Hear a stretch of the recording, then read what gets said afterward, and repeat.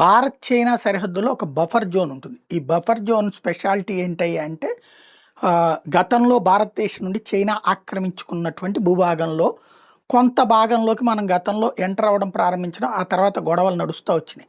30,000 కిలోమీటర్లు మొదట్లో ఆక్రమించింది నెహ్రూ ఉన్నప్పుడు. ఆ తర్వాత ఇంకొక 20,000 కిలోమీటర్లు, టోటల్‌గా 50,000 కిలోమీటర్లు చైనా భారతదేశానికి సంబంధించిన భూభాగాన్ని ఆక్రమించింది.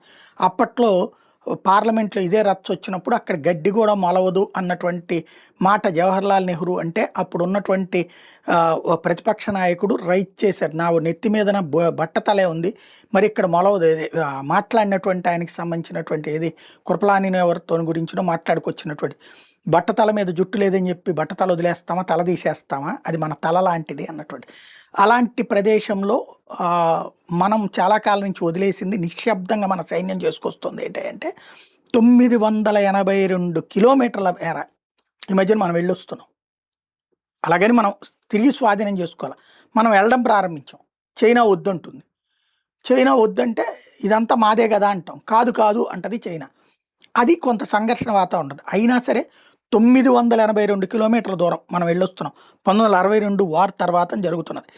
అట్లాగే 56 కిలోమీటర్ల ప్రాంతంలో డెమ్చోక్ ప్రాంతంలో కూడా ఈస్టర్న్ లడఖ్లో 56 కిలోమీటర్ల భూభాగంలో కూడా మనం అట్లా వెళ్ళొస్తున్నాం. ఏది గతంలో ఆ యుద్ధంలో ఓడిపోయిన తర్వాత మనం వదిలేసినటువంటి ప్రదేశాల్లోకి ఇప్పుడు ఎంటర్ అవ్వడం ప్రారంభించాం. అంటే చైనా ఫార్ములానే వాళ్ళ మీద అమలు చేస్తున్నాం.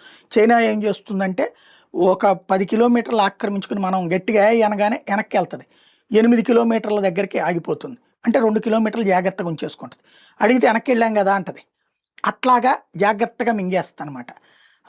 అలాంటి దాన్ని డ్రాగన్ స్టైల్ ఆఫ్ ఫంక్షనింగ్ అంటుంటారనమాట. అదే పద్ధతిని ఇప్పుడు చైనా ఆక్రమించుకున్న భారత భూభాగ స్వాధీనానికి ప్రయత్నం నిశ్శబ్దంగా చేస్తుందన్నట్టు ఒక సైనిక అధికారి చెప్పుకొచ్చినటువంటి లెక్క.